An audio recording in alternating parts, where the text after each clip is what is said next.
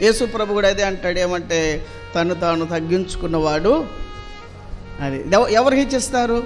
దేవుడు హెచ్చిస్తాడు. కనుక దేవుని పిల్లలమైన మనం ఆ మనస్సుని కలిగి ఉండాలి. దేవుడే అన్ని ఆధిక్యతలు కలిగిన వాడే తగ్గించుకున్నాడండి. ఏమీ లేదని తగ్గించుకోవాలి ఆయన. మనం ఏమున్నదని హెచ్చించుకుంటాం. యేసు ప్రభు మన జీవితం లేకపోతే మనం ఎవరమండి? ఎవరు చెప్పాలి? యేసయ్య నీ జీవితానికి లేడు అనుకో, నువ్వెవరు? హన్నా చెప్తుంది చక్కని మాట. హన్నా ఏమంటుంది ఆమె? పెంట.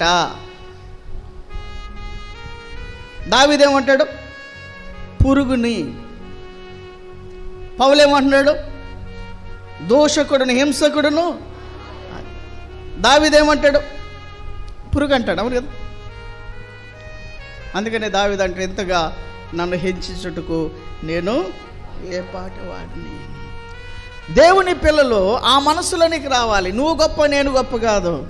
ప్రభు లేకపోతే అందరం అదే స్థితే. పాపంలో ఉన్న వారమే, నరకాగ్నిలో వేయబడిన వారమే. తగ్గింపు, దీనత్వము, వినయము దేవుని బిడ్డలకి అది అవసరం అండి. ఎందుకంటే ఆయన మనసు కదా అది, ఆయన గుణం కదా.